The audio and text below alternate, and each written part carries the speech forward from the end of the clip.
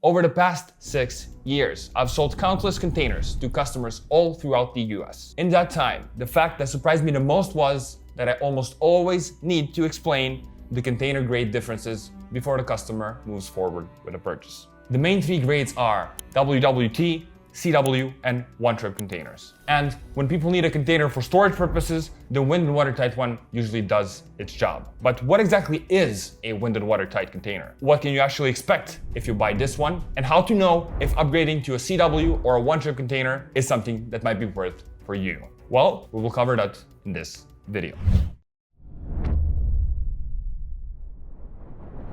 And yeah, before you watch this video, please don't forget to subscribe and like this video. It really means a lot for the growth of our channel. Okay, so the 3 common grades are wind and watertight, C grade, CW, B grade, and one-trip A grade containers. So if you need a container for storage, you're probably wondering, what is a WWT container? And how do you know with certainty that a purchase like this won't cost you much more in the future? WWT, as the name says itself, is a wind and watertight container. This is a used shipping container and it has been used for around 15 to 20 years. This container had countless trips back and forth, and over time it developed surface rust, dents, scratches, and in some cases, patches as well. And this is why the container is considered a C grade unit, basically the worst one out of them all. And every CW, B grade container eventually becomes the WWT container. And the CW is considered a cargo-worthy container with less wear and tear. So basically it's a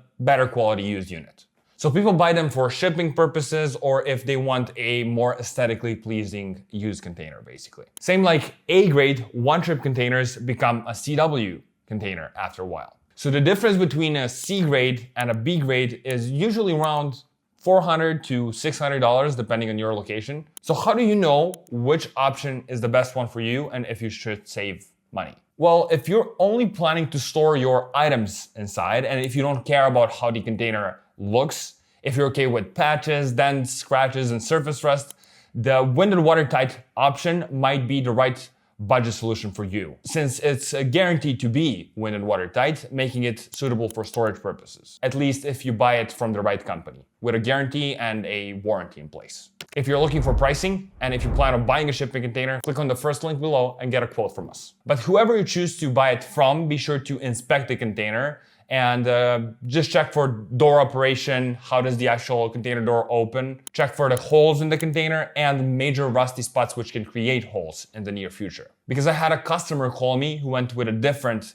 container company saying that he bought a container in the past and it was inspected quickly, and then when it was unloaded, they realized that they haven't inspected it properly and they found a hole in the roof which they haven't seen. So take your time while inspecting the container. And obviously, if you're working with a credible company, testing the container doors while the container is still loaded, going inside of the container to check for holes and the overall condition, checking the floors and going around the container multiple times should be something that you're offered to do by the company to make sure that you're receiving what you paid for. And if by any means you see like a large rust spot in the middle of the container or dents in the roof of the container, do not accept it, because this can only create issues in the future such as water buildup or leakage. The average lifespan of a wind and watertight container once you buy it should be 10 to 20 years. So even passing this threshold in usage means that they are not allowed on ships any longer, but they are still a good budget solution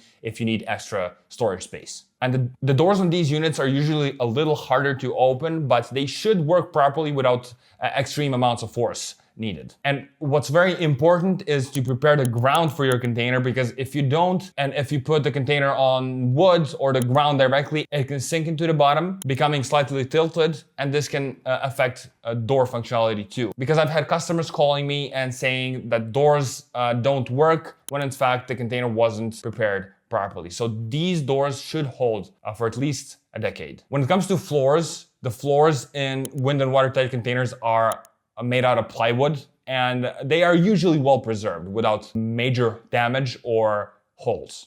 So even if you're buying the budget solution, it should be qualified for what you bought it for, and that is storage. So the question is not whether the wind and watertight container is qualified for storage purposes, because it is. The question is who you buy the container from. Okay, so to sum it everything, wind and watertight containers are not aesthetically pleasing. They have surface rust, they have dents, they have scratches, and patches on them are normal. But functionality is guaranteed, meaning that you can store stuff inside without any leakage problems, meaning that the doors should work properly and that the floors are well preserved. But if you're looking for something nicer looking and you don't want to pay extra, usually the best option is a CW container. But the interesting thing is that companies sometimes have CW containers on sale. For example, when the new batch is arriving and they're trying to get rid of the old batches. So they usually offer bargain deals, offering a CW container for like $100 or $200 extra, sometimes even for the same price. We are currently offering the CW grade for the same price as a wind and watertight container in 11 out of 25 locations we operate in within the United States. So if you're in the market for one,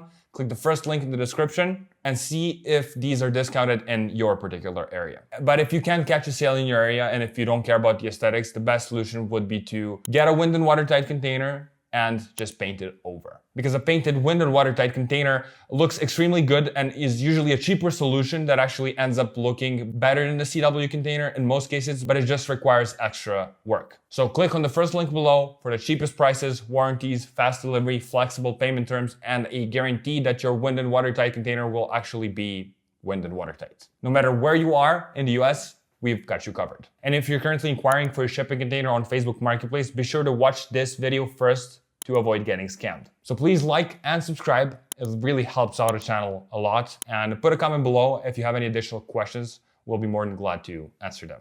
This has been Container Insider, and I'll see you in the next video.